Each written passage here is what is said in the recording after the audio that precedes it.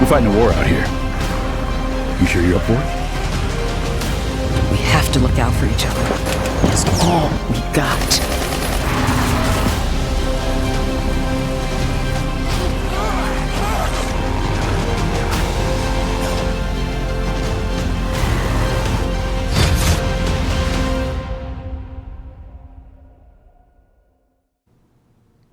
Hello everyone, and welcome to another Ben Plays live stream. I'm Kevin McAllister, Community Manager here at Ben's Studio, and with me I have a brand new guest, not new to Ben's Studio, but a new guest to streaming. We have Nate Weikert. How are you doing? I'm doing pretty well. Supervisor Design is the technical title. Yep. So Nate, first time here. Yep. How are you feeling? Pretty good. Great. Yeah, feeling great. Good to know. Yeah. Ready to talk about Days Gone. It's been a while. Yeah, right? Yeah. 5 years to this day. Yeah. Today is Days Gone's 5th anniversary. Just want to say again, thank you to all of our community for just sharing your photo mode shots, your fan art today. It's been awesome just seeing our social media feeds just blown up with Days Gone, to where even in the morning Days Gone was trending. So it was awesome to see. So thank you once again for sharing your love for the game. And as a community manager, I just had the luxury to always see it constantly. Yeah. And it's just nice to kind of share that passion with you, especially as most of you know, I'm a pretty big Days Gone fan. So it's a little good back and forth there. And a lot of your shots and stuff is shared with the team on our internal Slack channel. Yeah, I was just looking at those today. You're posting them. Yeah, really good shots. A couple fan arts in there, and brand new fan arts, which was nice. So yeah, it's been great. So Nate, to you, give us a little brief synopsis about you. How long have you been here? what did you do on Days Gone? The spotlight is yours. All right. I've been at Ben Studio for a little over 12 years, I think. 12, 13, I don't know. Lost count a little bit. Time is weird. Yeah, so I'm on the design team now, but on Days Gone, I was a lead environment artist, mostly working on materials and like open world lighting and exposure and things like that. But I also kind of went through and balanced the scene. So after the game or an area was built, I would go through and kind of look at all the objects and stuff like that, and the more or less the value of them, and try and get everything balanced so that it looked right and things didn't pull your attention that weren't supposed to.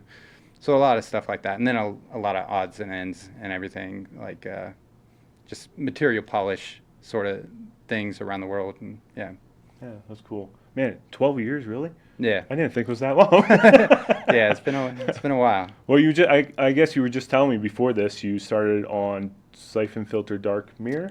Yeah, so actually I started my career at Ben Studio as a contractor, working on Dark Mirror, and I was here for about 2 years. I think it was a little less, and then I went and worked at Warner Brothers for a little while, and then came back because I don't know, I love Ben. So. Yeah, that's awesome. Yeah. Yeah, 12 years. That's a long time. It is, yeah. I've been here a fast 3 years already somehow. Yeah, it goes quick, Yeah, right? wow. You know. Yeah, so once again, Days Gone 5th anniversary also kind of wrapped into our Ben Studio 30th anniversary that we've been celebrating all year long.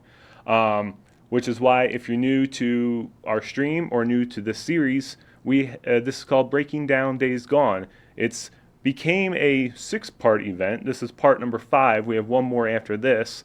And what we're doing with this is just kind of looking back. Since it's our 30th anniversary, we're looking back at all of our games. And we've been bringing in a new developer every time. It's been about once a month or so. We've had our game director on talk about the Old Sawmill, from the tech of it, showing off the prototype on the Vita with a bunch of Gabe Logans running around, which is great, to have an art on here with Katie Scott, who is just a magician. And, you know, we've just kind of been literally breaking down parts of Days Gone. Tonight, we have Nate on, and he's going to be talking about kind of the weather system and terrain, along with some other fun nuggets as we go through it. Now, if you are new to it, how we kind of do this is it's almost like a virtual tour of Days Gone. We're going to kick it off in the very beginning in the first mission, because you'll start seeing really a lot of different weather effects there, and the Cascades, which is just beautiful and very detailed. Yeah, I've spent a lot of time in that Cascade region, I'll tell you. Yeah, so that's how we're going to kind of kick it off. Like I said, it's our 30th anniversary, but it's winding down. So we're going to finish this strong with the last 3 weeks here with 3 new pieces of content. So today, Breaking Down Days Gone Part 5. Next week, our last and final episode of Bend at Night, our video series where we dive into game development. And then the week after that, the finale to Breaking Down Days Gone live stream series. And then that will wrap up the 30th anniversary, it's been very fun. Yeah. You know, we've done a lot of really cool activations. We got some new marketing merch out there with the poster, the new Days Gone awesome, shirt. man. I love it so much. Yeah, it's so cool. We've done Ben at Night. We've done Breaking Down Days Gone. We had a live concert with Xander Reese here singing the Days Gone songs in the Lost Lake camp. So it's been a really fun year. As you know, especially on my side, doing all the community stuff while our team behind me has been hard at work on the new IP. So we've, it's been a good year. Yeah. It's been a good year. Can't complain. Yeah.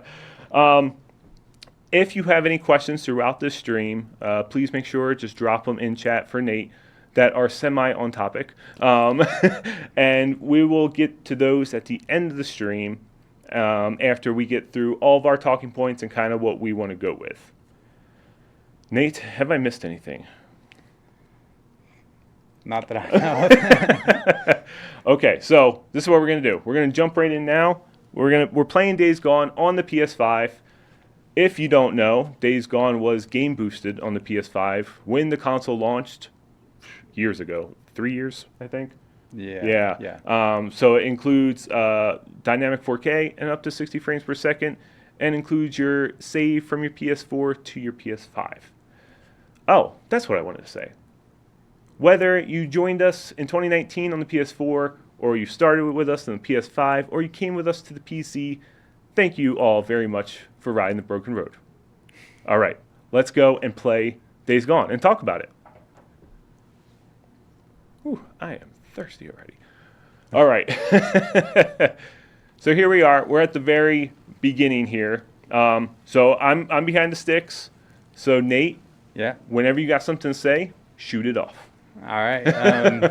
Yeah, I mean, so this whole mission string here was definitely the most complex one we had, at least for me, because we have a full transition from basically the morning all the way through the night, like after you finish Crazy Willies and stuff like that. And we needed it to transition from, this kind of early morning mist feel that we have here until after you kill Leon, it starts raining, and then when you go to Crazy Willies, it's another look entirely. And so for all of our missions, we set up our weather like by hand. Like I set up all the weather by hand, and the way that we did that basically is, so every cloud in the sky is an object, and we place them in the scene, and then we like scale them and move them around, and each cloud has its own settings, like is it raining, how foggy is it, things like that. So I kind of had to put in a bunch of different like skyscapes, I guess you could call them, for the different sections, and then transition them every time that it would trigger. So like after you killed Leon, there's a volume kind of that you walk through that will trigger a cloud to actually grow in the sky, and that's the rain cloud. So once that grows in, then it starts raining, and all that stuff. So yeah, it was a really complicated thing to kind of put together. And I've seen this whole sequence like hundreds of times, I'm sure. I'm sure you have. Yeah, and like when our first E3 like reveals and stuff, showed a lot of these cinematics and everything. And back then I was the only lighter that we had. Eventually we got like cinematic lighting team and stuff like that, and they did all the cinematics after the fact. But before that, all of that stuff was like me, and just like hand placing lights and everything. But we got a lot of better tools like later on. So when for a lot of that stuff. When you say like hand placing, Mm-hmm. right? Break that down a little bit. How exactly, like, what are you doing there for that? Like with the clouds and things of that nature? For a cloud, it's literally like an object. So in Unreal, there's just like different types of objects, and we just created one that's a cloud. And you just pull that into the scene, and you place it where you want it to be, and there it is. When it comes to lights, later on in the project, we got what we called like lighting rigs for cinematics and stuff like that, and that had a lot of pre-made like settings and stuff like that in it for like key lights and different lights that would like follow the characters around and everything, and make it a lot easier. Mm-hmm. But for this, I basically had to trigger, I had to put individual lights in, and there's like a timeline, and I would have to trigger when they turned on and when they turned off, and move them around and stuff like that, kind of by hand, to light it. But that's not how it is in the final game. That's just how we made like that first trailer and stuff like that. Okay. Yeah. Interesting. Now, I know you've had your hand in some terrain, which I know we'll probably talk about quite a bit about throughout the stream. But, I'm going through here. One, it's really hard for me not to open up photo mode. And two, is there anything, around this area that you can kind of talk about? Oh, man, a lot of this. It's difficult to tell if I should go down the rabbit hole. Do it. Go down the rabbit hole.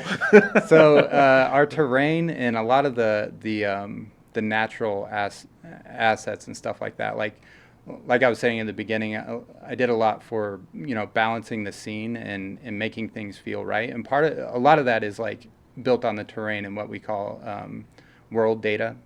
So world data is a lot of different things, but so in the case of like the color of the terrain and the color of the vegetation and stuff like that. It's important that you kind of get those to feel like they're in the same like values, let's say. And one of the ways that I ended up doing that is, how do I explain this? One of the ways that I ended up doing that was like, we get data from the world of like, imagine the world from a top down, and you get like a mask for each individual object that's in there. So I had a top down like map of where all the vegetation and everything and the rocks and the trees and all that stuff was in the world. And I took that data and I made what's called a macro map. And with that macro map, I was able to kind of color tint everything and bring it together in a way that made it blend all together much better. And I was able to kind of blend that onto rocks and things like that, to get them to kind of like mesh with the ground and the terrain and all the vegetation and stuff like that. So a lot of things, it's like a layering effect of like you have kind of like the base color of the object, whether that's a rock or a piece of vegetation or terrain, whatever it is. You have a base color of that, and then you have a layer of like blend layer that kind of like pulls it together a little bit. And I did a bunch of funky things like blending that in at a distance and blending it in based on things like the roughness. Roughness is basically like how rough a surface is, and that determines, you know, how glossy or shiny it is. Right. So you mask certain things off and lots of things like that to kind of like bring everything together. Would kind of be worth showing that branches shot image with the different colors. If you want to, Yeah, I mean, yeah. you can zoom in on anything, like pretty much anything that's in the natural realm of things, like rocks and vegetation and terrain and all those things, all kind of like they had a lot of layers that they shared together to get them in that same space. Okay. To look right and to feel right together. Yeah, so we're going to show you kind of just like a little screenshot, a multicolored terrain of sorts, as we're pretty on topic here. Pulled from Nate's own art station here. So this was, you know, a while ago, as you see the old logo. But explain kind of what this image is that we're looking at here. Okay, so on the far left is the base color. So that's it's called albedo, but it's the color that you're gonna have. You know, that's pretty obvious. It's just your color texture. The middle one is a normal map, so that's like directional information for each pixel when the light hits it. And on the right side, that's where, honestly, for Days Gone, that's kind of where the magic came in for the terrain textures, and that's a height map. You can't see it where we're standing right now, but so that height map actually is what gave us depth in our terrain that looks, I would say, different than other games. I don't know if you've noticed that, like the little micro shadowing and everything around like leaves and stuff like that when they're on the ground. The like super fine detail of that's because of that height map and because of something that's called screen space shadows. Lots of games have screen space shadows, but we were able to apply it in a way that I haven't actually seen in any other game. Which kind of goes into like this image here, where you were just talking about. Right. Cascade, super detailed. You see the shadows here. Yeah, so like I think a cool thing about that image is like you can't really tell what's terrain and what's an actual like plant, right? Like what's vegetation in there. It's very hard to tell, and that's because of that height map. And once we get to like a space that I can kind of talk about a little bit. I can go into more depth with it, but basically our height map is what allows us to have kind of like all that like shadow, super fine shadow detail and everything on the terrain itself. Okay. So a lot of that image is just terrain, and it's not like vegetation. Like here where you're standing, like there's vegetation and stuff on the ground. But once you get over because you're on a rock right now, and it kind of requires some sunlight to really see the micro shadowing and stuff. But it's I mean, I've always been super impressed with just like the look of this. Of you see all these leaves just kind of blowing in the wind. You see the puddles here. I mean, it's ultra realistic. It's kind of insane. Yeah, those screen space shadows, the ones that we have, Graham is our rendering engineer, and he just did some crazy stuff. Yeah. Super precise on those shadows that make the vegetation and everything just feel really crisp, like Right. really real. Which I think that was part of the screen space shadows you were talking about, right? Yeah, 'Cause yeah. He actually did a presentation at the Sony group thing that's Mm-hmm. on our benstudio.com/blog of kind of exactly what he did for that, and it was very, very interesting. Yeah, I mean, he's explained it to me. I don't understand what's going on exactly. I know how to manipulate it, but I trust him, so I'm not gonna lie. I don't understand like how it works. I just know that it does. Yep. So yeah, now it transition to rain, and like if you look above your head, so we couldn't have rain in Days Gone without a cloud. Clouds dictated rain, and that's one of the things about our weather is that it's localized, and I don't know of another game that does it. There might be one, but I don't know of another game that does that. And what that means is like it could be raining on that hillside over there, but it's not raining where you're standing. And that's because it's dictated by the cloud and not what I would call like a world state, right? The Okay. world is not raining. That cloud has rain, Right.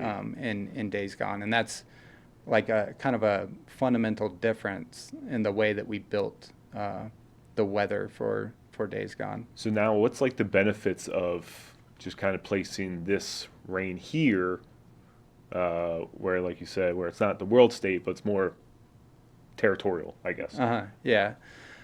There's a lot of benefits to it. There's a lot of complications to it that we knew about, but it was worth it in the end. So one of the biggest benefits is the transition to it, right? And the way that it feels like in real life, you can be driving down the road and you can see that it's raining in the distance, and you can Yep. drive there and it's raining, right? And Right. it changes the feel of it. If the whole world changed to make it raining, that's not the same as driving into a space that is raining. So we wanted to kind of create that feeling of like I can see a front of snow coming in, and I can watch it come towards me, and it will start snowing over me instead of the whole world changing. Right. So it kind of gave us a lot more natural transitions and a lot more of a, I would say like realistic feel to the way that weather is kind of delivered in the world.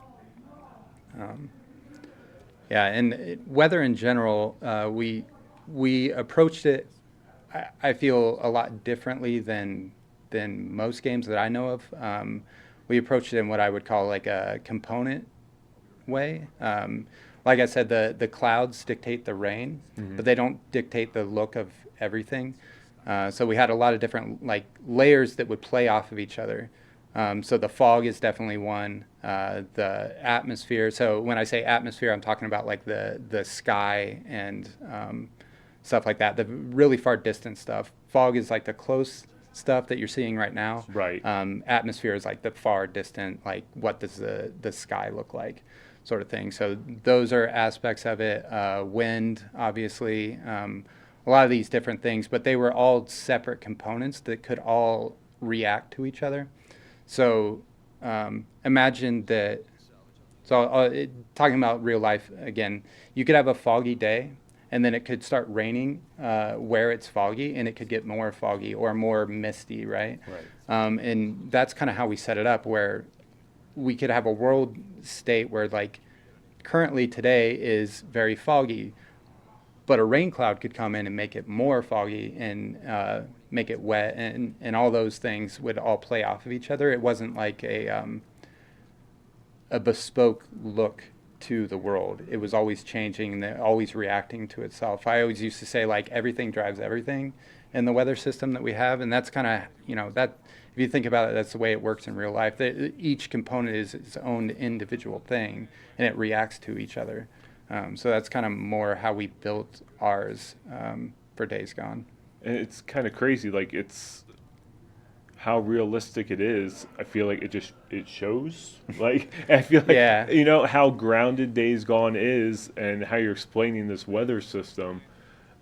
It makes complete sense. I mean, sure, from a technical, but like also just like thinking of how it's put together, like all this fog right here, like you were just talking about, right? So the fog in general is like, I love the fog. Everybody loves the fog. It's super cool. But so if you notice, there's like kind of a lower layer, and then there's a tall, like when you're looking up, there's kind of a gradient going up. Yeah. We basically had 2 layers of that. So I could push one really flat to the ground, let's say, and make it really strong, and then have kind of a slow fall off as it goes up. So that's why it's like really dense when it's laying on the ground like that, and you can kind of see through it as you look up. Right. But it's still kind of dense. And we used the height map of the terrain. So we had data of where the terrain is, so it could follow the terrain like it's doing there. Okay. So yeah, you could kind of push and pull those 2 different layers to give different looks and stuff like that. But for all the missions and everything, I did all that by hand. But in the open world, all of that is just dynamic. It just is what it is. I didn't like hand tune the specific looks of those things. It's just however it plays out is how it plays out. So like things are genuinely just kind of random. Yeah, we called it deterministic random. Okay. And the reason why it's deterministic is like if you save your game and then you load the game back up, we wanted it to look the same as when you left. So it was deterministic in that if you played the same timeline out exactly, then it would play out the same every time. Right. Some aspects of it weren't that, but most of them were. Most of the major things were.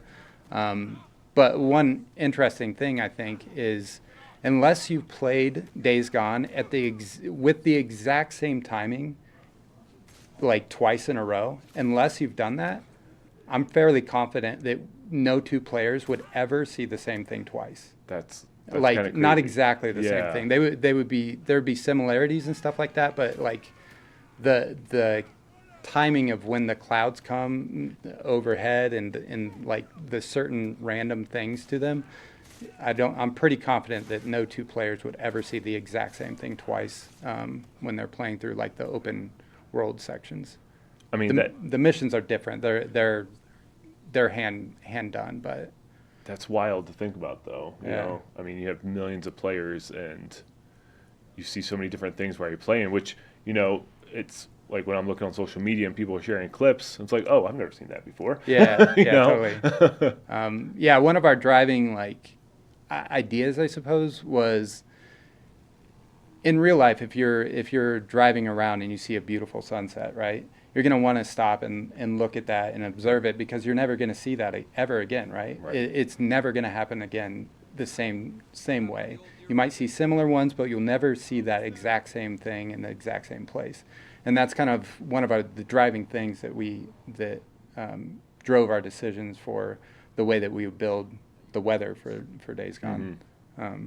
We wanted that kind of feel to it where, you know, every time you traverse the world, it's going to feel a little different every single time. What is up, chat?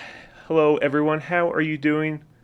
Good to see all the familiar faces and some new ones in here tonight. So thank you for joining. We are breaking down Days Gone Part 5. We have Nate Weikert here, Supervisor Design at Ben Studio, talking about weather and terrain as we kind of go through these first couple missions or so here in Days Gone. And so, yeah, if you have any questions, Kat, who is behind the Ben Studio account right now, behind the camera, will be gathering up those questions for the end of the stream. If you have any relating to weather or terrain or anything we're talking about during the stream. Really anything with environment. Anything with environment. And happy 5 years, Days Gone. Yeah, so I'm curious if I'm a liar about these vehicles and Oh yeah.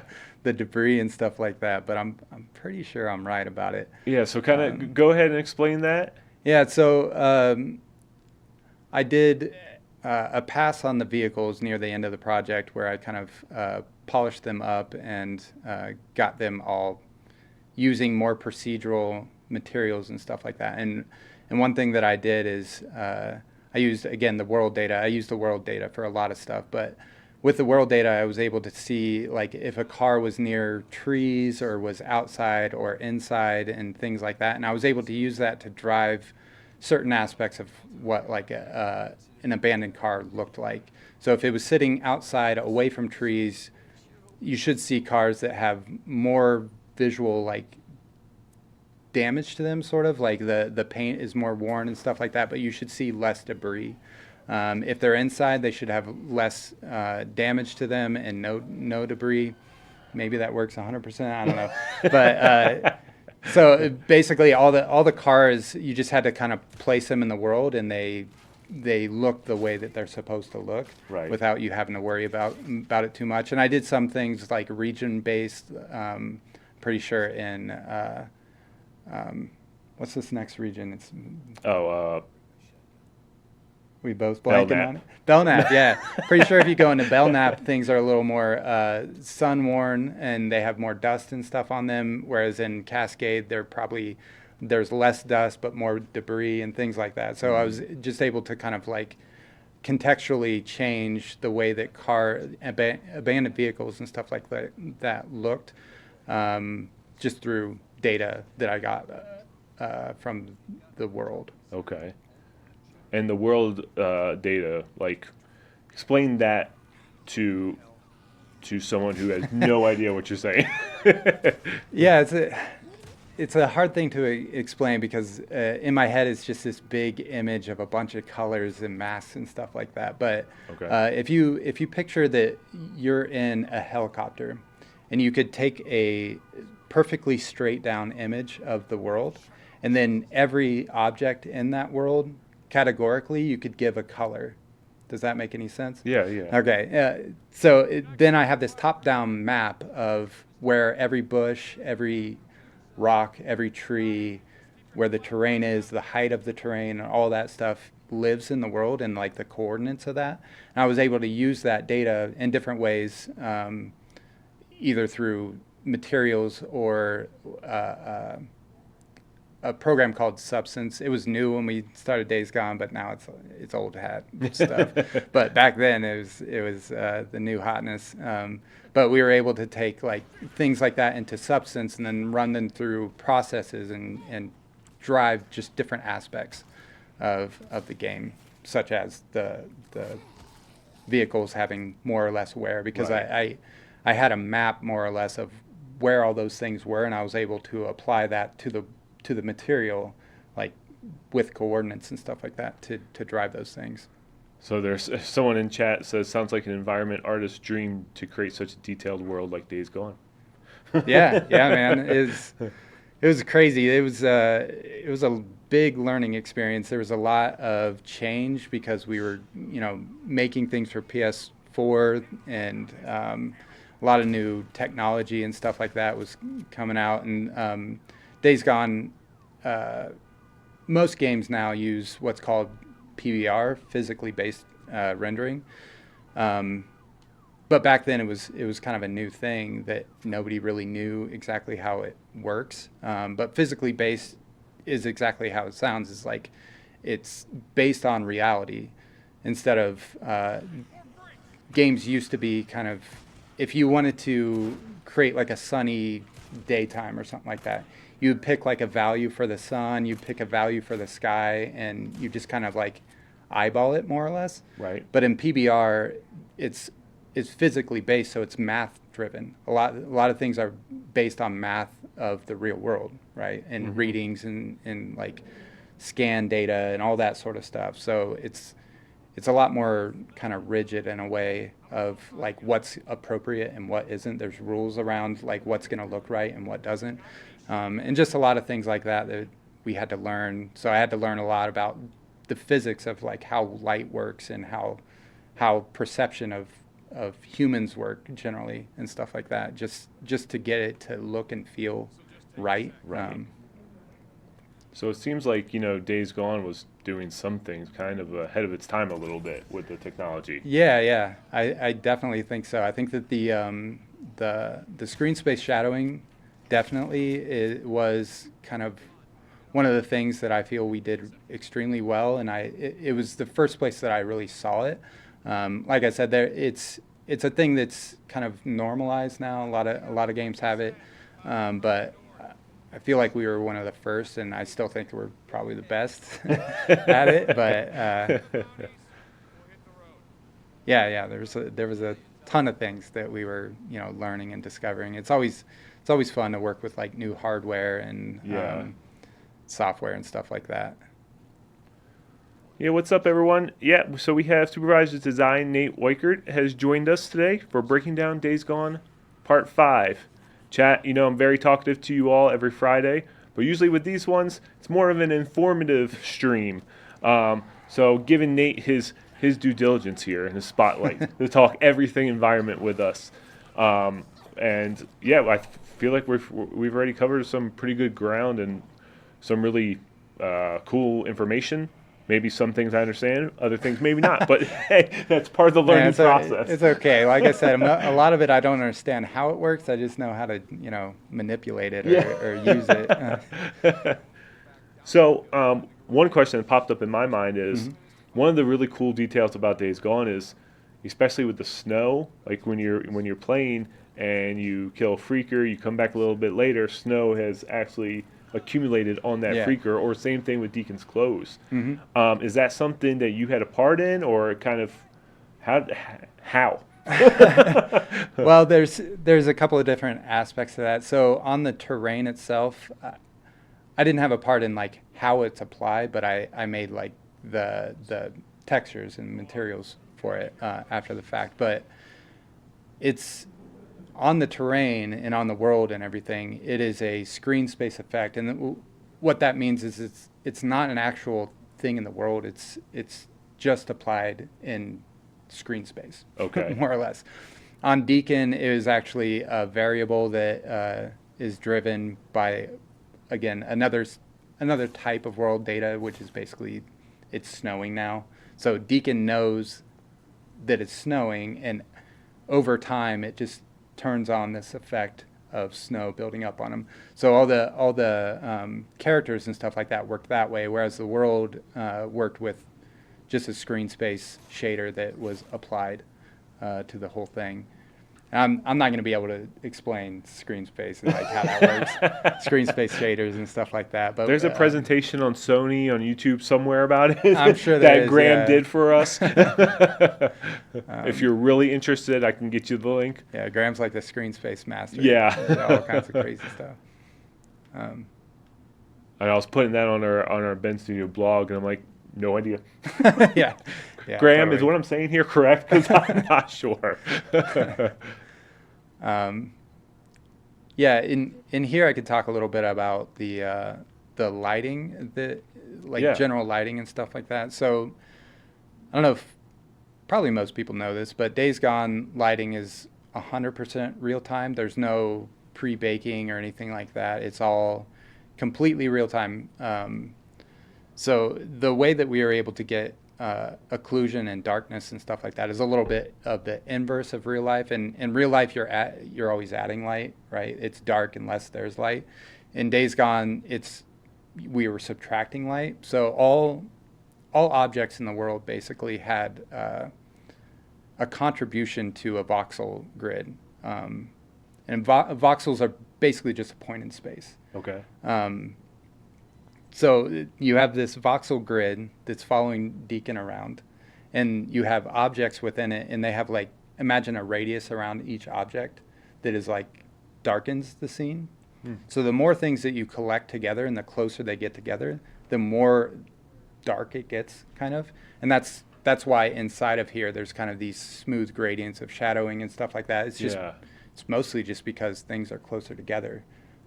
There's a lot more to it than that, but that's more or less how the lighting worked. So you were saying that kind of thing is always following Deacon everywhere. Does that lighting rig, I forget what you called it already, does that follow him like literally into everywhere or just interiors? No, technically it's on the camera, I guess, but Okay.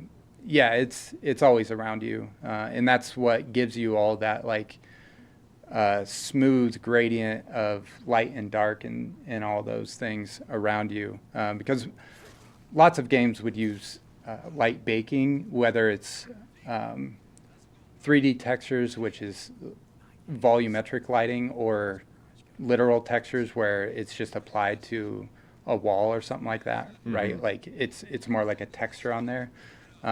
But we didn't have either of those, and ours was completely generated in real time. And that was actually a ton of fun to work with, because you got instant feedback of everything that you ever did with the lighting and all that. You wouldn't have to wait for baking on servers or anything like that. It would just instantly kind of happen. So for Days Gone, for weather specifically, you have real-time lighting. Mm-hmm. You have this weather that's more specific to the area. Yep. Then you have all these type of layers with the fog, and all in this huge open world that also includes, hundreds of enemies sometimes. Yeah. And I think our open world team was like a total of 6 people or so. I mean, that doesn't include, environment and stuff like that. So how? Well, I mean, yeah, that's also part of the reason why we set up the weather and the lighting and everything the way that we did, is because I did all of the open world lighting, not like the place lights and stuff like that, just like the ambient lighting and the weather and the cloudscapes and all of those things, as well as the missions and stuff like that. So it had to be easy to work with and easy to understand and quick to iterate on. So that's part of why we went with real time and why we went with simple objects and things like that. To drive a lot of things, and then parameters on simple objects instead of like a really complex, what I would call like bespoke look to things and stuff like that. We just kind of let go of some control, tried to not worry about controlling every single aspect, and just gave it the tools that it needed to look good as much as possible. So it's one, it's making it look like this, and 2, it's almost a better process for devs. Yeah. That's interesting. Yeah, but what you lose in a way, though I see it as a positive if you embrace it, is that an aspect of control. Because like I was saying, in the open world, when you're not in a mission, there's a lot of things happening in there that I didn't tell it to do exactly, right? It just happened to be that way, and it happens to look that way, and things align to give you that look. And a lot of games and a lot of devs have troubles giving away control. There's a definite belief, I guess, that by hand is always going to look better. But when you're trying to create something that's natural feeling and natural looking, right? The world is not hand placed and driven by anything specific. It's a bunch of different elements playing together to create what you see outside. So if you think of it that way, it's much better to not control everything, because then things will happen that you didn't expect. Just kind of trust the process. Yeah. So how much time does that speed up time, dev time of doing it, letting go control a little bit instead of, hand keying this in? It saves time when it comes to like individual tuning and worrying about the details of things, because but it eats up time with trying to figure out how to set up a system correctly. What are all the variables that you need to drive? How does weather work in general, instead of in how are things driven from each other, instead of just having a number that I set. So it's a lot more thought in the structure of how you're going to build something, and a lot less thought about the execution of specific things. Okay. So here I'm kind of looking at the weather. We have a thunderstorm happening with lightning. You have like these God rays coming through, Yeah, which are that beautiful. was. The leaves blowing in the wind. Kind of, got anything here you want to kind of talk about before we have to go save Bruiser? Yeah, I spent a lot He'll of be fine. time just in this general area. We had things called fog volumes that we could place in to just create local fog in different places. So I remember setting up the fog for this shot specifically, where I was setting it up kind of on the side of that mountain over there, because I wanted it to gradient towards the sun Right. and everything. And in missions, we could actually control where the sun is. I don't know if you ever realize that, but the sun, a lot of times it goes to a spot that it really shouldn't be in and stuff like that when you're in missions. But we were able to basically set the sun exactly where we wanted it to be. So I was able to kind of like massage this whole thing to be this exact look by placing all these objects and putting the sun where I wanted it to be, and all those things. So now, you were talking about the process of like you wanted the fog to start over here to kind of gradient in. How do you figure that out? Are you doing like weather research, or is it something that just comes naturally? Is it like how the tech moves? Like, how are you figuring that out? For something like this, I look at it as something that I always think about is I always call them like portals. So the player's going to walk through different portals and have different reveals of the world, right? Right. And different kind of you could say hero moments within the environment as you're walking through that. And sometimes a hero moment could just be walking through the door of a building, or walking into a tunnel or out of a tunnel or whatever. But there's just moments that you can predictably know where the player is going to be looking and things like that. And those are the times when you look at things as basically like a concept image, right? Like if you were going to make a 2D image of this, what would be the perfect look for it, and where do you want the player to look, and things like that. And in that scene, we wanted the player to go up the road. So the sun goes behind the road. I want to gradient everything towards where the player wants to go and where I want them to look and Leading stuff like the that. player through like this weather and lightning. So with like atmosphere and everything, fog is a great tool for gradients and kind of like blurring out things that you don't want the player to pay attention to. And the sun obviously is a great thing to be like, look over here, and Right. God rays and stuff like that, right? So if you notice, like all of those things are kind of leading you over into this direction, and that's one of the main considerations of lighting in games. A lot of times is drawing the player to things that are important and not drawing them Right. to things that aren't important. So yeah, it's just kind of a general thing that I would keep in mind for things like that.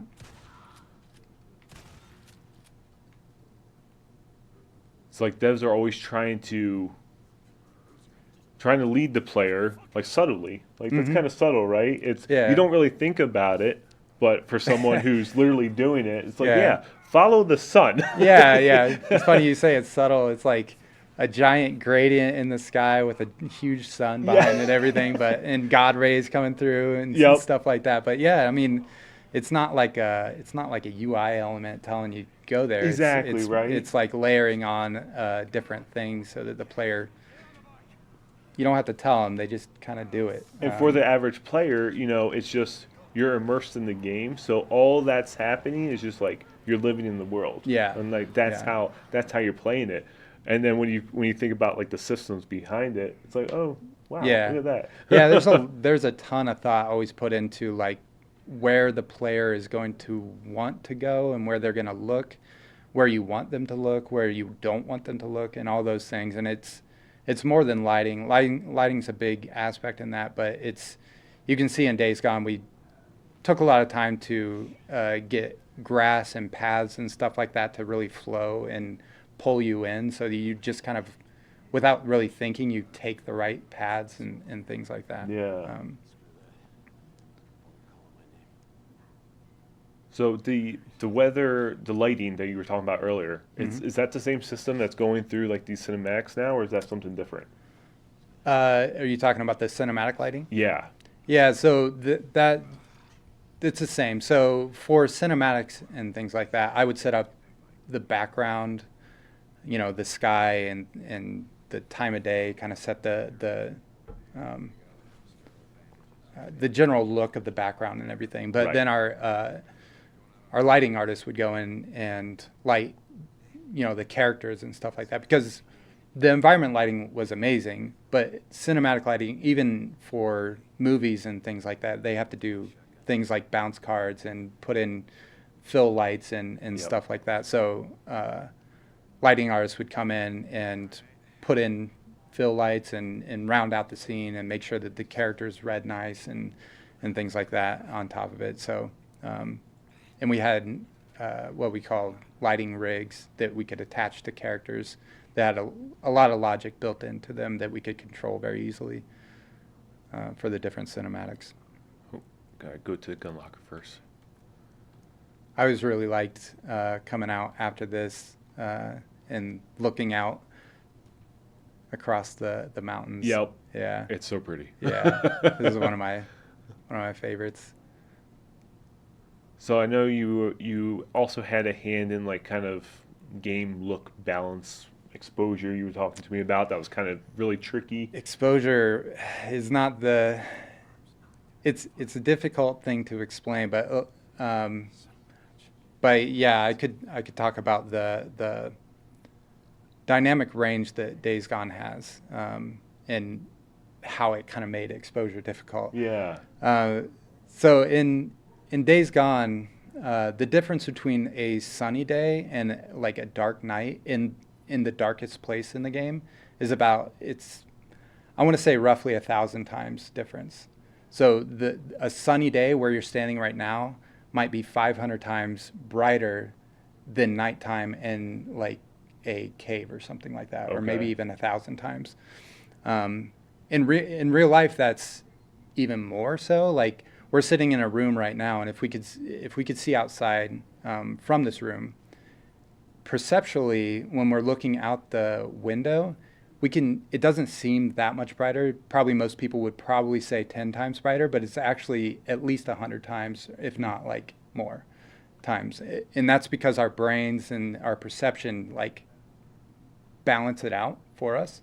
But a game doesn't do that. Yeah. Not automatically. You got to tell it how to do that, and you have to do certain things to get it to work. So it was very, very, very tricky to get it to always feel balanced with that amount of range.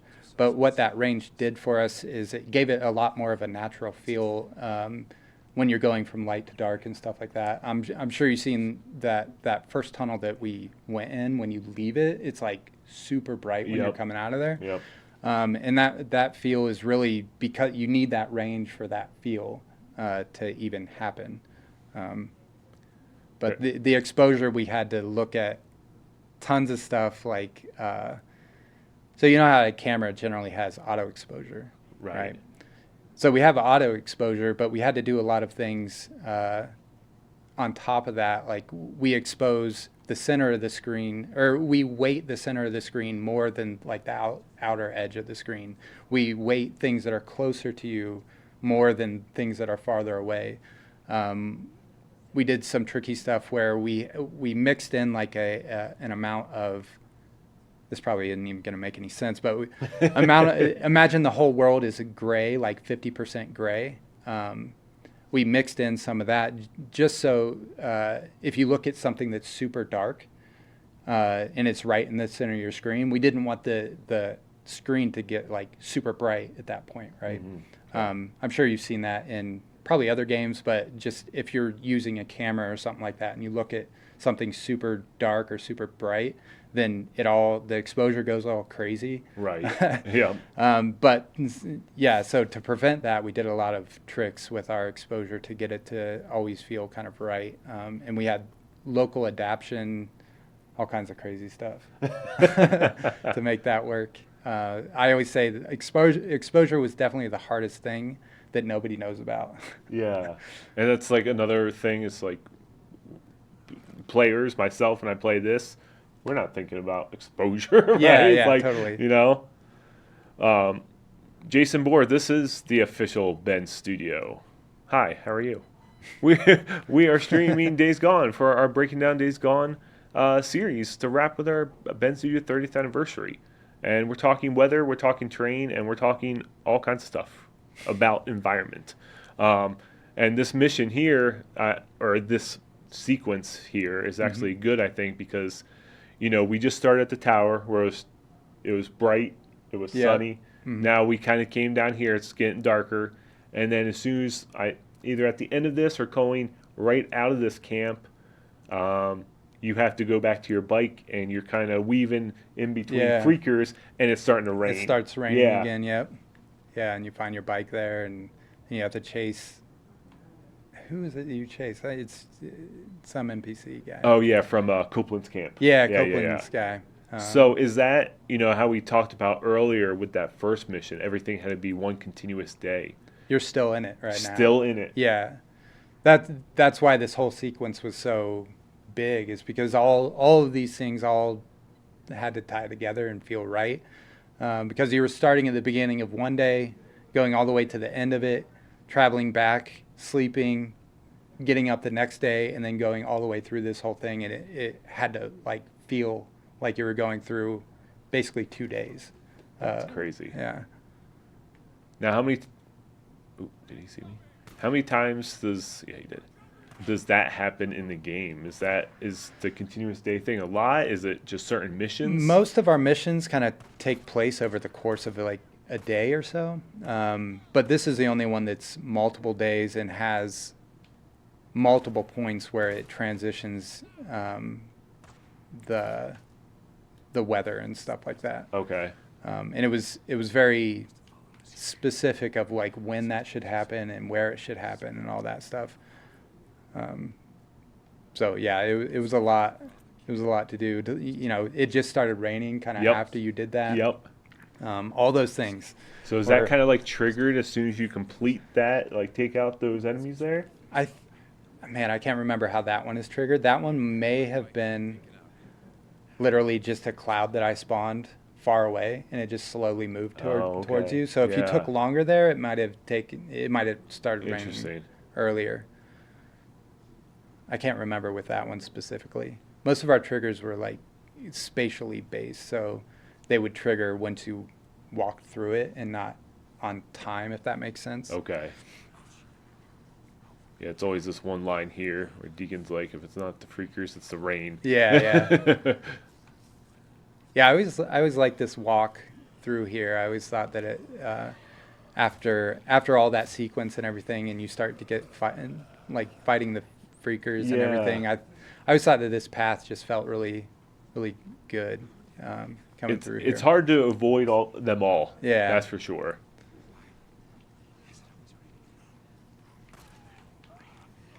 So I was talking about the height maps earlier, and if you notice the terrain and where water pools and stuff like that, that's based on height maps as well.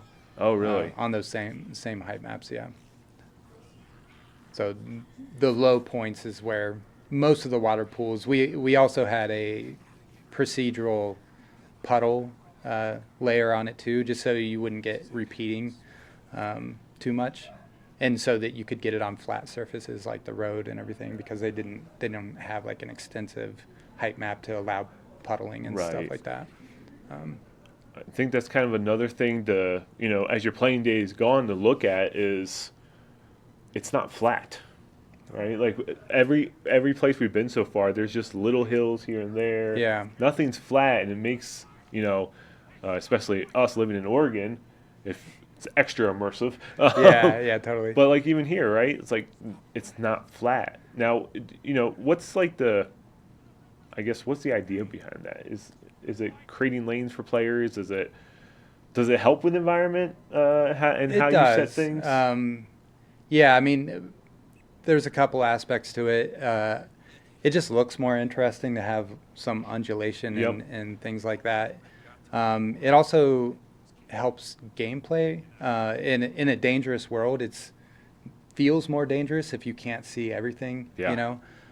So always having line of sight blockers and things like that that are just kind of naturally in your way, and things that the player can't know, Right. I guess. Yeah. Like what's over that hill is a lot more interesting than just looking across a field and knowing everything. Right. So there's those aspects to it. It was also just more fun to drive the bike over that Yeah, sort of stuff. for sure.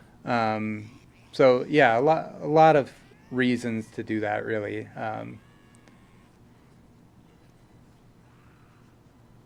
It's funny. You just mentioned that, and now it's like now I'm just looking at just there's it's really not flat. You know, Yeah, it's just yeah. you're constantly going up and down hills, or Yeah. you know, There's other things with trails and stuff like that.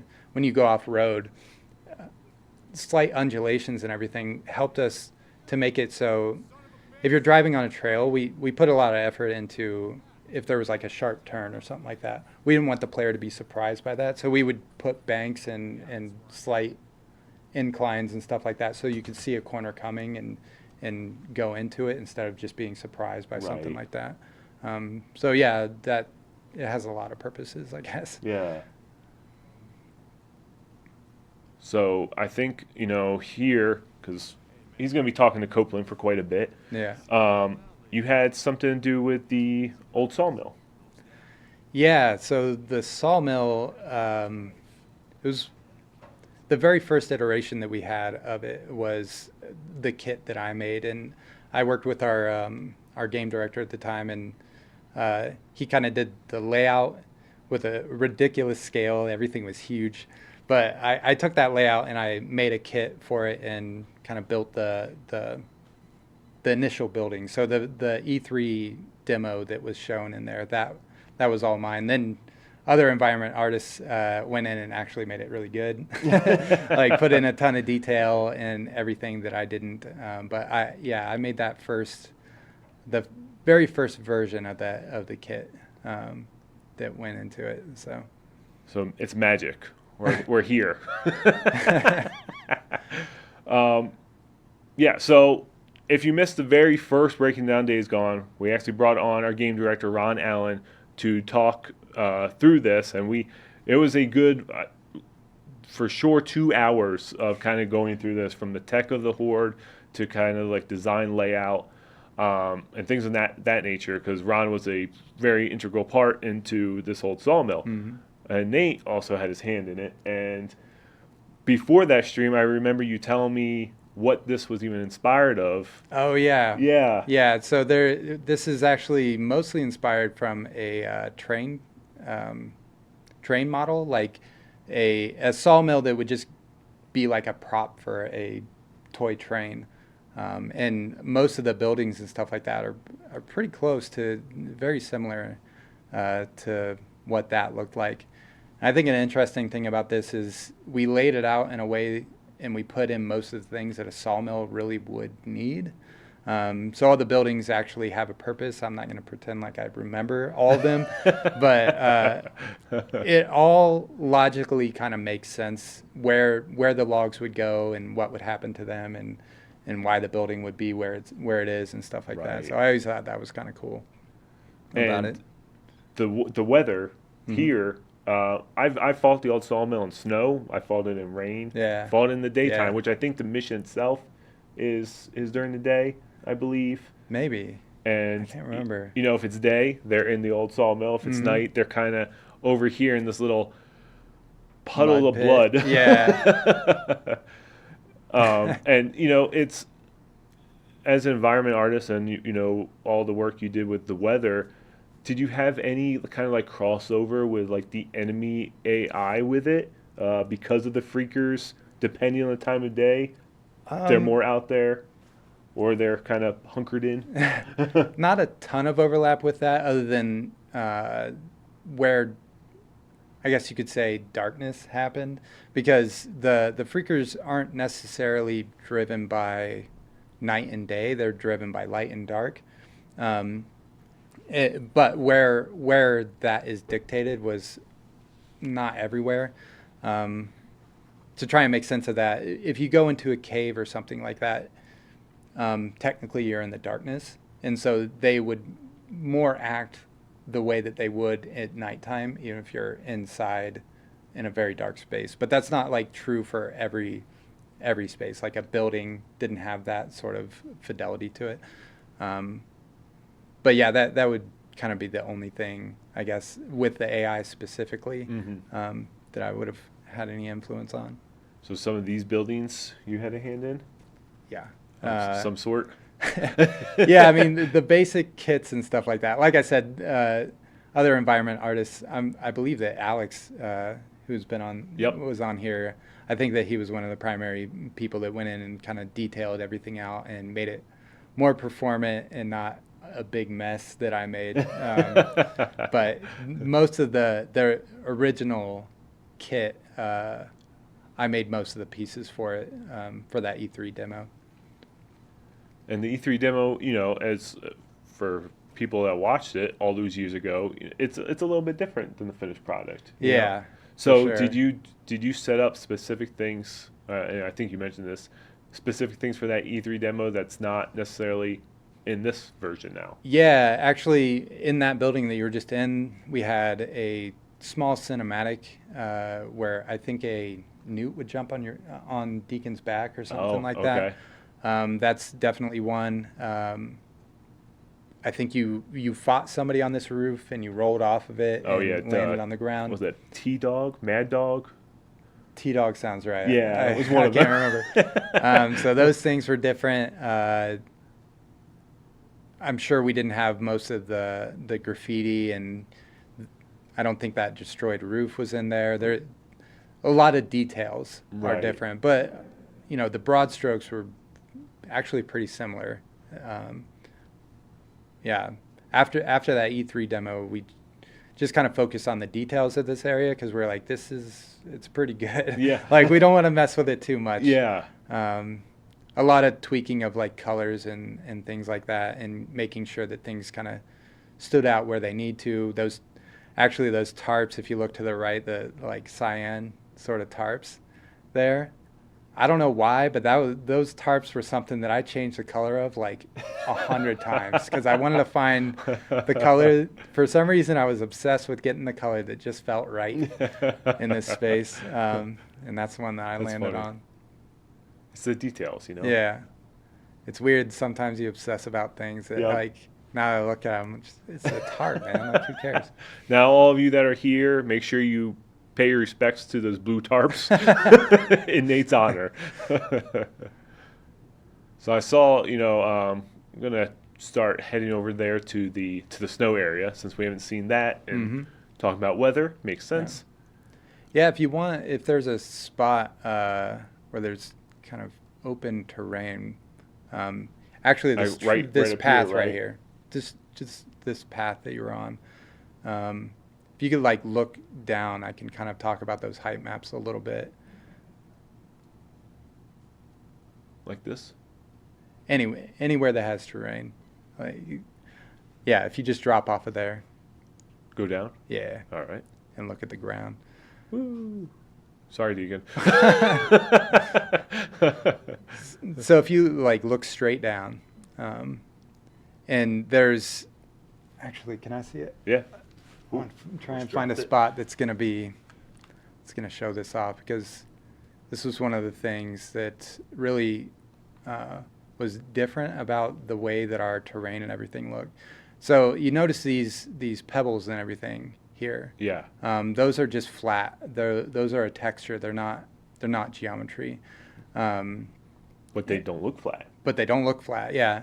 And the reason why is I was talking about those screen space shadows and stuff like that.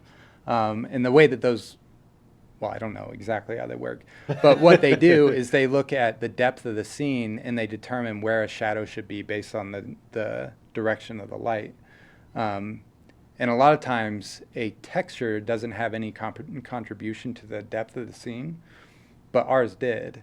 And that's in our shadows were so precise that even like a depth difference of a centimeter would provide a shadow. So that's why all these little tiny things on the terrain and stuff like that, the little sticks and stuff like that, all of what you're seeing right now is just a flat texture. That's but crazy. Because we had that depth information and the super precise shadowing, it looks like it's actually there. Yeah. That's crazy. That's Yeah. just that's flat. Yeah.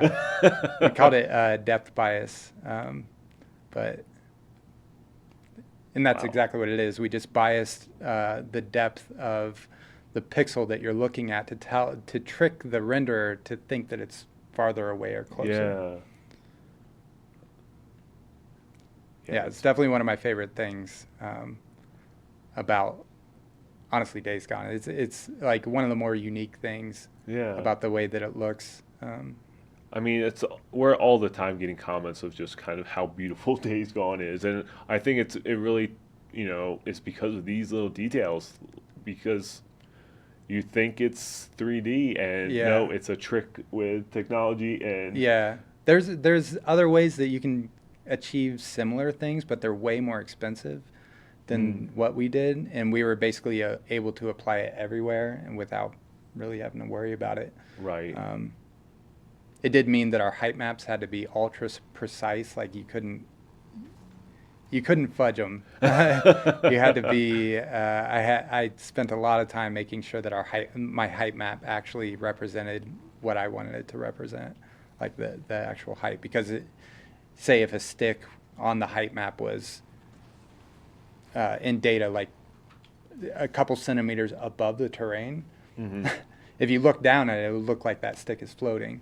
The shadow would be off at a distance. So we talked a little bit about snow earlier, how it kind of accumulates on dead bodies. It'll accumulate on Deacon. As you see, he's already got some on his boots here. Yeah. And I think the snow is just kind of really pretty, especially it's laying on these trees. Is that how it lays on the trees? Is that similar to the approach of how it lays on the bodies in Deacon? Or is that completely separate? No, those are screen space as well. So on basically all of the environment stuff, it's all just a screen effect, basically. Wow. But one interesting thing about the snow, and this is more about the terrain and how I was saying everything drives everything. So the ambient, there's like a bounce light from the sun on the terrain, right? So what that means, and it actually looks at the terrain color for the amount of bounce light that's going to be coming off of it. So what that means is if you're standing in a dark place, or say you're standing on some charcoal or something like that, right, and it's part of the terrain, then there will actually be less ambient light, like bounce light, on the character and everything. But that also means that if you go into a snowy area like where you're at right now, there's going to be more. And that's, I don't know of any other game that does that. We did that where if it snows, we change the color of the terrain to be snow color, so it looks and feels more like a snowy area, because that's what would really happen. Right. Snow is extremely bright and extremely reflective. Yep. So if you didn't have that when you went into an area, Jesus. I saw Deacon start flinching, and then it got me. Thanks, Wolf. Oh man, I had the crossbow out. Wasn't good. See, you can never just look at things here. Gone, And then I keep missing I ran into that a lot when I was, just I'm sure. testing and running around, because I spent hours and hours just running around this environment. Oh, I know why. We're on. So this save file that we put up is on Survival 2. Oh, okay. All right. It got us. Well, thanks, Wolf. Appreciate that. So yeah, if you notice, it's kind of hard to notice, but if you look at Deacon when you're in a snowy area or after it starts snowing, you'll notice that there's a lot more light kind of from the terrain, like a bounce light and stuff like that. A lot more kind of ambient feel. And without that, you know how when you go into a full snowy area and you look at like a rock, that rock will look super dark, even though it's not super dark. Yep. That's because the area that you're standing in and the amount of ambient light in that area, because the snow is bouncing it everywhere and the snow is super reflective, it means that your perception of how bright things are is not normal. Things that are dark or medium value will look Right. super dark compared to snow. Makes sense. So now I'm looking, through this water here, and I assume that's the same approach as what we're looking at back there, where all that's flat. Yeah, that's all And flat. it's the screen space shadows that are making I think it look. I think the rocks over to the left there might be there's Right some over here? geometry, yeah. But the rest of it isn't. All the sticks and stuff that are under there are not. And it's super detailed in there. Uh-huh. And it's for something that I guess players will go through, but it's like not many players just going to look at it. But Probably now I'm looking, not, and it's yeah. like it's super detailed. Yeah. Yeah, that was one of the strengths of our terrain, is just that our ability to pull out those details and stuff like that due to the super precise shadowing Yeah. and all that. The game looks very different with that off, for sure. Oh, I'm sure. Yeah, all that, like all the subtle stuff that you're seeing like on the ground and everything is not nearly as pronounced, and sometimes not even visible Really? without it. Yeah. So we're nearing the end of our stream, but got a couple more things we want to talk about. One has nothing to do with weather, and then two, we're going to kind of end it at Crater Lake to talk about that. So All right. one is we're going to head to Lost Lake. We're going to go to Mechanic and talk about kind of your help with the fuel tanks. Yeah. And kind of collaborating with our artist who was on here before, Katie Scott. Yeah. AKA the Magician. And just kind of go over that real quick, and then we'll go head over to Crater Lake and talk a little bit more about terrain there, and start winding it down. Yeah. This has been very informative. Hopefully I'm not like just talking about stuff that people are just shaking their head like, what? What is this guy talking about? So come over here, and then we got some fuel tanks. So yeah, what was your hand in some of this stuff? Well, for the most part, I took what Katie made and kind of applied it to the bike tanks and things like that. Made sure that things lined up in the way that we wanted them to line up on the different tanks and stuff, because I'm pretty sure that you can apply this to any tank, right? You can change So I had to go through Besides the BB one. Besides that one. So I had to go through like every tank and every part that could, like the front fender and everything, and make sure that things lined up in a beneficial way, let's say. Okay. Because it was basically just one texture, and I would just have to move it around until it looked right on the object. Interesting. But also, if you look at the top of the tank, there's some dirt and everything, and a little bit of wear and stuff like that. All the vehicles in the game, including the bike, had and all the parts on the bike and stuff like that had what's called a wear mask. And most of these details and stuff like that are more procedurally driven, even though they're not dynamic or anything like that. Right. But they're procedurally driven so that I could tile something like a ton and make it look like really fine detail, because I wanted this to look like it was dusty and not like blotchy dirt or anything like that. I really wanted to look like dust on there. Yeah. So I was able to make it super high fidelity with something really simple of a wear mask and a couple of different textures and stuff like that to drive something that's really, really detailed on there. So I did that for all the parts and stuff like that, and made most of the details on them more procedurally driven. You have the this is my favorite tank for sure. Siphon filter. Yeah. One of our technical artists, Kyle, showed me. So the little flake effect that's on there. Mm-hmm. I can't remember everything that I did, but that was hard to do, and I really wanted it to look that way specifically for the siphon filter bike, just because I don't know, I just loved the way it looked and everything. But that flake thing that's on there, there's more work that I'm proud of to kind of get it to look sort of like a metallic flake. But I always liked the way that came out. Yeah, this is actually one of my favorite tanks Yeah, too. I think it's super cool. When we were the times we were playing Days Gone through this year, we were rocking this the entire time. It just made sense with our anniversary, you know. Yeah, for sure. Yeah, if you like the metallic flake on there, if you notice as you rotate around it, it kind of like looks almost like you're looking through a gloss, and it's got a little bit of depth to it and everything. Yeah. That just turned out really nice, I thought. Because that's kind of different compared to any other tanks, right? I don't Yeah. think any of the other ones have it. No, They're more like smooth. And yeah, glossy. anything that has metallic flake sort of has it, but yeah, there's just a lot of shader tricks in there, or material tricks in there that made it fun to work on.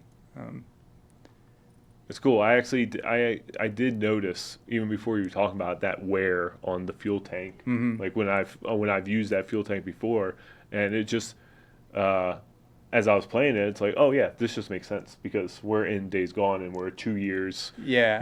through the Yeah. apocalypse here, and it just fits naturally. Yeah. Yeah. I have Oh, the Broken Road one on there. Yeah, I don't know if you'll be able to see it, but if you get on the bike and turn on the light, this is just a little thing. So when Days Gone shipped, that the light on the front was just a texture, like so emissive just means that it's a surface that emits light, is bright. Okay. So that front headlight, the front of it was emissive, but after we shipped and when we released the first challenges and stuff like Yep. that, I made a change where I made it look like the light was actually back inside of the headlight. Oh. I don't know if you'll be able to see it, but it's a kind of a subtle thing, but it's got some parallax to it, and it just wasn't there when Days Gone shipped. But you see that slight depth to it. It's probably hard Yeah, to see, I especially see it a on the little bit, stream. yeah. But yeah, it's easier to see at night and everything. But yeah, so that's something that didn't exist when we first shipped it. Oh, interesting. Yeah, it used to be just that front glass just looked like it was bright, but now Yeah. it looks like there's kind of a light source inside of it, and that was like kind of another shader trick Oh, that we interesting. did. Yeah, that's cool. Yeah, that one was fun. And I kind of snuck it in for the Gotta do for what the you gotta update. do. Yeah, I was like, this is too cool. I can't- So, actually, while we're here at Lost Lake and we kind of see this partly cloudy weather, kind of go over to this one screenshot of that you have of Lost Lake before we head to Crater Lake. Lost Lake was definitely, I really like Lost Lake a lot. Yeah, and it's the puddles and stuff here, right? It's like I've been saying, it's so immersive. It just feels so natural. It's Yeah, these were like right after we shipped the game, and I was just running around like a lot of people still do, and just seeing stuff and like, ooh, I'm gonna take a screenshot of that. So these are kind of like my first screenshots that I took of just, driving around and looking at the world after, the actual retail version and everything. So they were a lot of fun, and they were the first screenshots that I didn't kind of set up by hand and stuff like that. They were Okay. like the natural ones that I just kind of ran across when I was playing the game, and I Yeah. really liked them. Well, then we got, as we were talking about earlier with the Old Sawmill, I've taken out the Horde in all varies of weather. And I think the Old Sawmill, when it's snowing, is one of the most beautiful things in gaming because it's like that beautiful chaos, right? Yeah. Where you see the Old Sawmill, you know what's there. The Old Sawmill is very rustic and kind of grimy looking. And now you have the beautiful snow with the light and just like, Yeah, actually, in the environment, so there's tons of places where we set up. I think we called them like little vignettes and stuff, but you might come across like a dead body slumped against a car, or you could tell chaos happened, but you didn't see it, and things like that. And one of the things that we constantly kind of had in mind is we wanted beauty and terror like in the same frame. Yeah. So like a very terrible, like frightening thing is right in front of you, but in the backdrop is like a beautiful sunset. You know, it's not always like that. Sometimes the game is dark and scary, but the main point is that like kind of contrast between, we wanted it to be like overly beautiful, but also have really like scary stuff for happening. sure. Yeah. So here we are at Crater Lake, which is, as most of you have probably played this game, it's the latter half of the game here. We have the Wizard Island camp, which is over there in the middle, where Militia and the crazy Colonel guy is at. So here, we wanted to kind of, pretty much our last talking point of the night, is this Crater Lake rim here, these rocks. Yeah. So this is actually a really good display of that world data and that kind of macro map that I was talking about that probably nobody understood at the beginning. Because everything that you're seeing off in the distance, like super far away there, that's all that macro map. There's no, you can't see the normal terrain textures at that point. And that's why there's no tiling or repeating on it. It's a lot more smooth and gradient and all that stuff. And that's why all of the rocks and everything kind of blend in and don't stand out as like separate objects and everything. And it's because all of that kind of blends together with that macro map. And that macro map is used for... Got some fog right there. Yeah. If you notice on roads and stuff like that, on normal roads, you'll generally notice that there's a very subtle gradient from like the outer edge towards the inner edge that's kind of in the same color as the dirt that's around it. And that, you know, that's different per region because of the region that you're in. But it provided a lot of like really subtle things that probably nobody notices, but it just tied things together and brought them together. But Crater Lake, you see it a lot more because you have such long distant views. And it was very, very difficult to get all of this stuff to kind of like look like it was all sitting together in one cohesive thing. Because if you look at real terrain and stuff like that, you generally things just kind of blend together. It's not like a rock most of the time is sitting on top of the terrain. It's kind of integrated into it. And that's much easier to do when you're up close to things because you can just kind of cover it up with a lot of detail and everything. But once something gets super far away, you have to get a little bit more creative, and because you can't rely on those things, and everything gets way lower detail. So it's much harder to kind of like blend things together like that. And it's, and maybe this goes into it. When we were talking earlier this week, you were saying, you were kind of in charge of doing the spots on the map where you can see, but the player's not really going to, right? And I think that kind of falls into this. Yeah, well, we had what's called scrim. And those are like the mountains and stuff that you can never get to. Those I didn't do.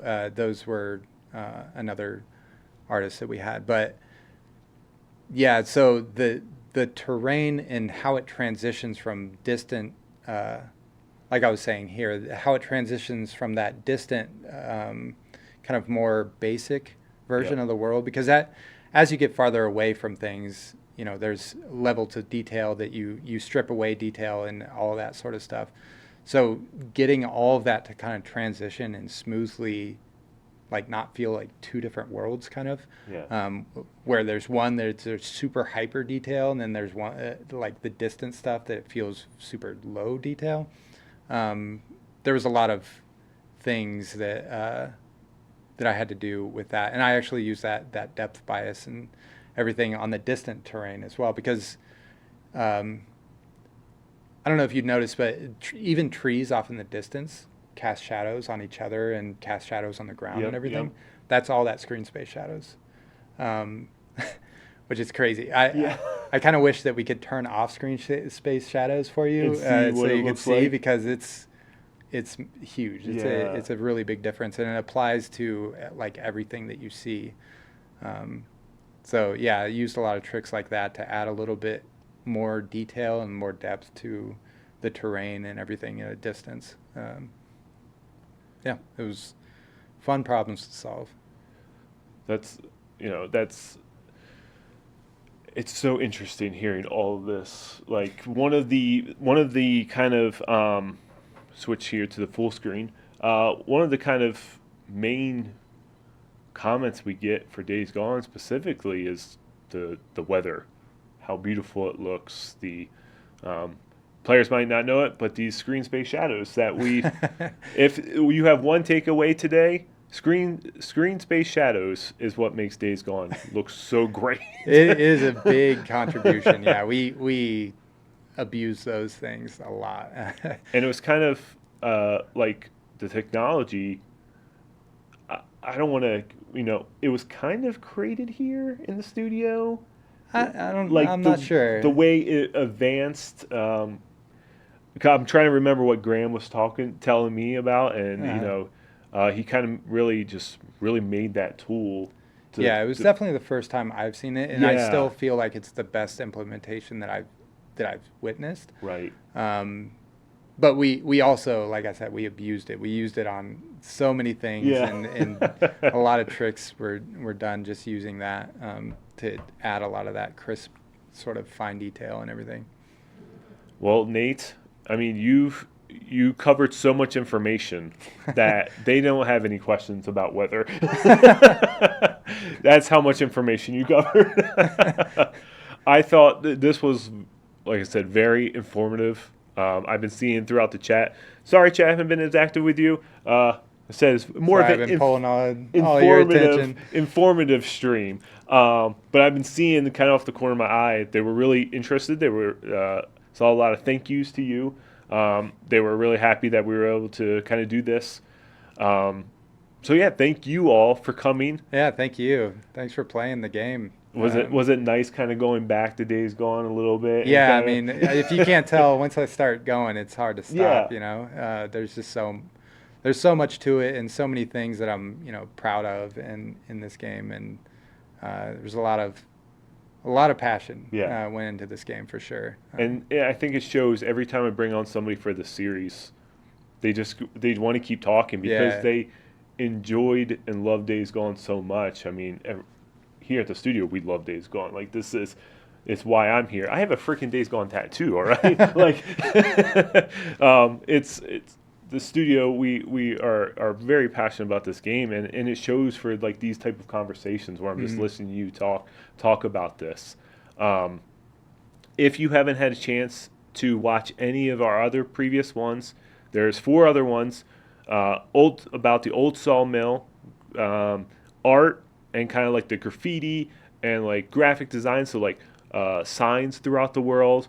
We did one on ambush camps, and we did one on like building kits, like when you go to Cloverdale, how all that looked, the architecture of that. And then tonight, weather, terrain, environment. So we're hitting a lot of different spaces throughout Days Gone for this. Yeah. We have one more to go. So next week, we're going to be releasing the final Bend at Night episode. We're going to have 2 animators on. We're talking about animation. It's a really, actually one of my favorite episodes. Very informative as well. The longest episode we have. And then we're going to end Bend Studio 30th anniversary and our Breaking Down Days Gone live stream series with the finale. It's going to be a brand new dev. And so as we get close to that in 2 weeks, you'll know kind of what that topic is going to be about. And as we've said before, today is Days Gone 5th anniversary. On this day, 5 years ago, Days Gone released on the PlayStation 4 from Bend Studio. And then it was put onto the PC in 2021. And now it's everywhere. You can play it on Steam Deck, PS4, PS5, PC, Steam Deck verified. Play it on the PlayStation Portal. You can do that. You play it anywhere. You want to go and ride your motorcycle out to the forest and start playing on the Steam Deck? go right ahead. It's great. Nate, did you have fun tonight? I had a great time. Good. Yeah. Thank you very much for joining me. Thanks for having me. It was really a pleasure just hearing you, like I said, hearing you talk and sharing all this really cool insights about Days Gone. Yeah, it's been a bit since I talked about stuff like that, so I was happy to.